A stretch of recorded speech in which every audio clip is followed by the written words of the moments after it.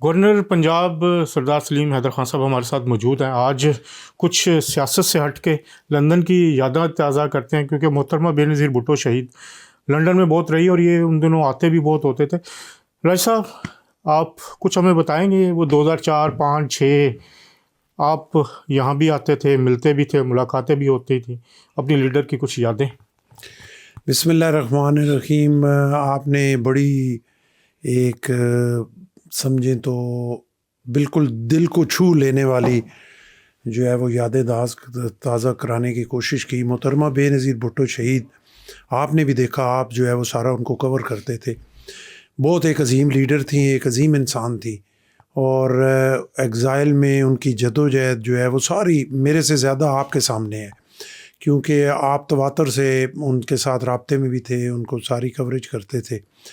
لیکن آپ دیکھیں کہ وہ ایسی عظیم لیڈر تھیں کہ مشرف کا وہ مارشل لا جو ہے وہ بڑا سخت تھا، اور بڑا شروع میں تو بہت زیادہ پریشر تھا، لیکن اس کے باوجود کبھی بھی جو ہیں وہ کمزور نہیں پڑی، بلکہ انہوں نے اپنی ایک جدوجہد جو ہے وہ بڑی دلیری کے ساتھ وہ جاری رکھی، اور ساتھ ساتھ ڈائلاگ اور اپنے اسپیس لینے کی جو ہے وہ پوری کوشش جو ہے وہ کرتی نہیں.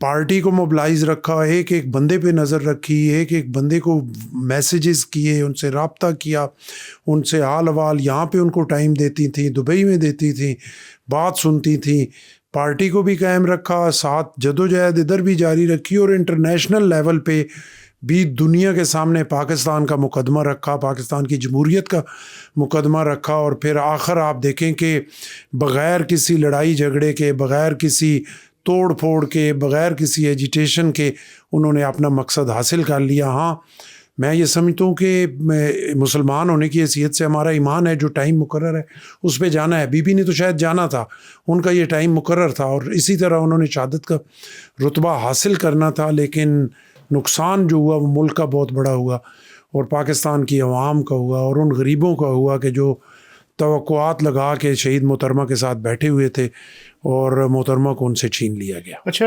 ان دنوں میں مساق جمہوریت بھی ہوا، اور مسلم لیگ نون کے جو صدر ہیں میاں محمد نواز شریف اور محترمہ بے نظیر بھٹو شہید کے درمیان ایک بہت اچھی ہم آہنگی بھی ہو گئی ہے. تو آپ کیا سمجھتے ہیں کہ بے نظیر بھٹو کی شہادت سے اس میں کوئی فرق پڑا جو آگے چلے پاکستان کے حالات اور واقعات؟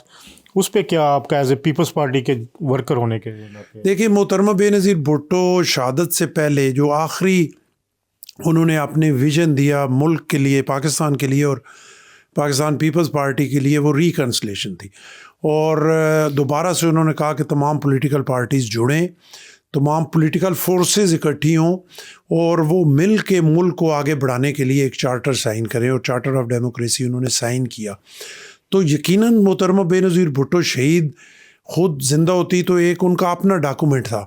میں یہ نہیں کہہ سکتا کہ اپنا جو ہے وہ کتنا ایک جو ہے وہ قائم رہتا، یا کتنا ایک اس کا ملک کو فائدہ ہوتا. یقیناً بہت بڑا فائدہ ہوتا، کیونکہ محترمہ خود اس کی خالق تھی.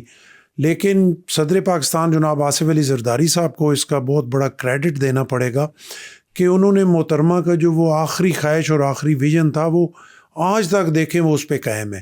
تمام تر مشکلات کے باوجود، تمام تر گلے شکووں کے باوجود، تمام تر رکاوٹوں کے باوجود، جناب آصف علی زرداری صاحب نے نہ صرف کہ پارٹی کے سر پہ ہاتھ رکھا، پارٹی کو اکٹھا رکھا، نہ صرف کہ ملک کو اکٹھا رکھا. جب پاکستان نہ کھپے کا نعرہ لگا، انہوں نے پاکستان کھپے کا نعرہ لگایا.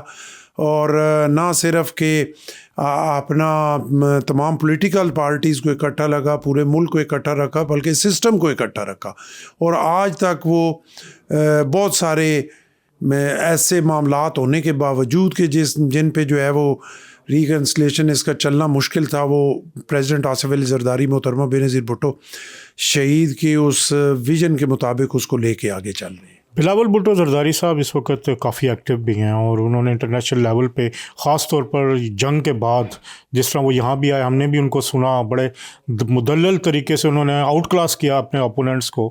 ان میں وہ جو لیڈرشپ تھی محترمہ بے نظیر بھٹو کی، اس کا کوئی عکس نظر آتا ہے؟ آپ کیسے دیکھتے ہیں ایز اے آپ ورکر، کیونکہ آپ تو پرانے جیلے ہیں، آپ کی رائے بڑی میٹر کرتی ہے. دیکھیں، سب سے بڑی بات یہ ہے کہ جناب بلاول بھٹو زرداری صاحب، آپ دیکھیں تو ان میں وہی شہید ذوالفقار علی بھٹو والی دلیری اور شہید محترمہ بے نظیر بھٹو والی دلیری ہے، اور ایک ان پہ ایک کرنٹ ہے، اور ان میں ایک جذبہ ہے، اور ان کے اندر ڈر نہیں ہے.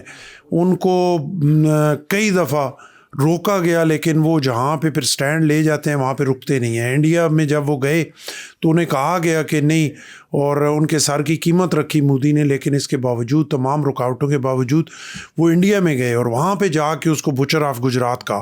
یہ آسان کام نہیں ہے، بہت مشکل کام ہے، اور بڑے دلیر لیڈروں کا کام ہے. اور ان کے اندر وہ دلیری مجھے بالکل شہید ذوالفقار علی بھٹو والی اور محترمہ بے نظیر بھٹو شہید والی نظر آتی ہے. اور ان کے اندر وہ ویژن، وہ سوچ، اور وہ پالیٹکس کی سمجھ، پاکستانی پالیٹکس کی سمجھ اور انٹرنیشنل پالیٹکس کی سمجھ جو ہے وہ ایک قدرتی انہیریٹڈ ہے محترمہ بے نظیر بھٹو شہید سے.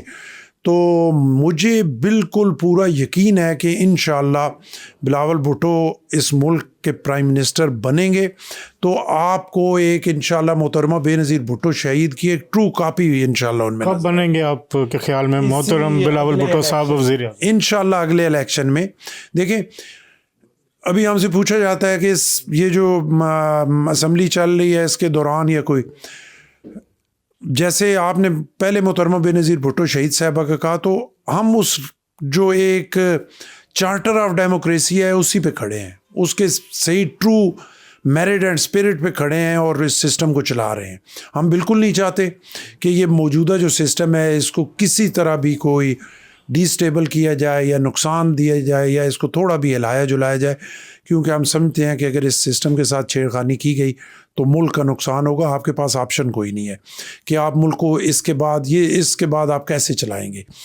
تو بالکل صبر کے ساتھ بیٹھے ہیں، اور اگلے الیکشن کے بعد ہمارا حق ہے کہ انشاءاللہ پاکستان پیپلز پارٹی کی قیادت جناب بلاول بھٹو زرداری اس ملک کے پرائم منسٹر. اچھا، ولیمہ بھی تھا آپ کے شہر میں محترم جنید صفدر صاحب کا، کیا کہنا چاہیں گے؟ وزیر اعلیٰ پنجاب کے صاحبزادے ہیں، ایک پورا میلہ سجا ہوا تھا 3 دن سے، ان کے لیے کیا میسج ہے جب آپ اتنی پازیٹیو باتیں بھی کر رہے ہیں؟ دیکھیں، ان کے لیے چیف منسٹر صاحبہ کو مبارکباد پیش کرتا ہوں، ان کے بیٹے کی شادی ہے، جنید صفدر صاحب کو مبارکباد پیش کرتا ہوں، اور ان کے والد جناب کیپٹن صفدر صاحب کو مبارکباد پیش کرتا ہوں، اور یہ دعا گو ہوں کہ اللہ اس شادی میں برکتیں ڈالے اور دولہا دلہن کے لیے آسانیاں پیدا کرے، اور اسی طرح وہ خوشیاں مناتے رہیں اور ان کی زندگی میں اللہ برکتیں ڈالے. آخری سوال، فیلڈ مارشل سید عاصم منیر، ان کی قیادت کو، ان کی لیڈرشپ کو آپ کیسے دیکھتے ہیں؟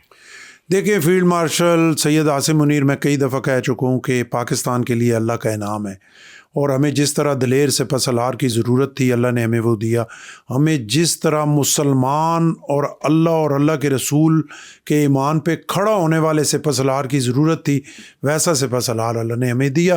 اور جب دیکھیں وہ اللہ کے رسول کے ایمان پہ کھڑے ہوئے دلیری کے ساتھ پاکستان کے لیے، تو اللہ نے ان کی مدد کی، اور اپنے سے 5 گنا بڑے دشمن، اپنے آپ سے کئی گنا زیادہ فوج رکھنے والے دشمن، اپنے سے کئی گنا زیادہ ڈیفنس بجٹ رکھنے والے دشمن کو انہوں نے اللہ اور اللہ کے رسول کے ایمان پہ کھڑے ہو کے بڑے زبردست طریقے سے ناک آؤٹ کیا. اور مجھے پتہ ہے کہ وہ پاکستان کا درد رکھتے ہیں، وہ پاکستان کو ٹھیک کرنا چاہتے ہیں، وہ پاکستان کو آگے لے کے جانا چاہتے ہیں، اس میں پولیٹیکل گورنمنٹ کے ساتھ اپنا حصہ بھرپور شامل کرنا چاہتے ہیں. میں دعا گو ہوں کہ اللہ انہیں کامیاب کرے اور اللہ پاکستان کو کامیاب کرے اور پاکستان کا پرچم. فوج کے مخالف جو ہیں، جو یہاں بیٹھ کے بھی مخالفت کر رہے ہیں پی ٹی آئی کے خاص طور پہ لوگ، ان کو کیا پیغام؟ اور کیا عمران خان باہر آ رہے ہیں؟ میں صرف ان کو ایک ہی بات کہتا ہوں، دیکھیں وہ بھی پاکستانی ہیں، ہمارے اپنے ہیں، لیکن وہ تھوڑے سے اپنی پٹڑی سے ہٹے ہوئے ہیں. انہیں یہ صرف ایک پوائنٹ ہے میرا کہ عمران خان جتنے مرضی پاپولر ہو جائے، یا کوئی پولیٹیکل لیڈر جو ہے وہ جتنا مرضی پاپولر ہو جائے، لیکن اگر آپ کی فوج کمزور ہوگی اور آپ کی فوج اتنی طاقتور نہیں رہے گی، تو پھر خدا نہ خواستہ پاکستان قائم نہیں رہ سکتا. خدا نہ خواستہ آپ کا شام، عراق، صومالیہ، سوڈان، وہ والا ہو جائے گا، اور آپ اسی وجہ سے قائم ہیں، اللہ نے اسی وجہ سے آپ کو جو ہے وہ کھڑا رکھا ہوا ہے کہ اللہ نے آپ کی فوج کو تکڑا رکھا ہوا ہے۔ ہمیں کوئی سروکار نہیں ہے، دیکھیں وہ ہماری اپنی فوج ہے، اور یہ نہیں ہے گلے شکوے اگر ان کے ہیں تو بیٹھ کے بات کریں، اپنی سپیس گین کریں۔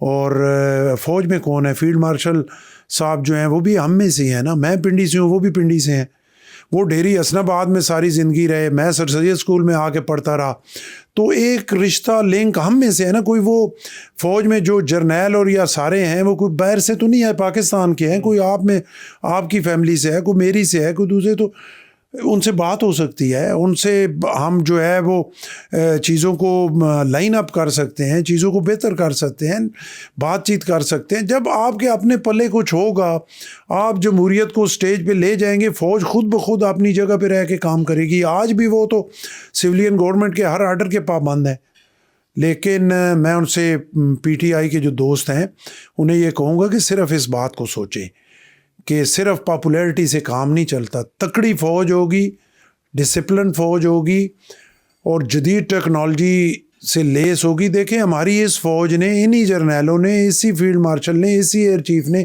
اسی بیری چیف نے بہت کم بجٹ، اونٹ کے منہ میں زیرے کے برابر بجٹ میں انہوں نے جو دنیا کا تیسرے نمبر کا جو ہے وہ ڈیفنس بجٹ رکھنے والا ملک ہے اس کو آؤٹ کلاس کیا۔ تو ان کی صلاحیتیں تو ہیں، انہوں نے وہ سارا کچھ کیا، کیونکہ ہم غریب ملک ہیں، ہمارے وسائل اتنے نہیں ہیں، لیکن اس کے باوجود اسی فوج نے، انہی فیلڈ مارشل نے، انہی جرنیلوں نے، انہی بیری ایئر چیف نے جو ہے آپ کو وہ کر دکھایا کہ جو شاید دنیا ماننے کے لیے تیار نہیں تھی، اور آج پوری دنیا ان کو اپریشیٹ کر رہی ہے۔ تو ہوش کے ناخن لیں اور اپنے ہاتھوں سے جو ہے اپنے ملک کو بربادی کی طرف مت لے کے جائیں۔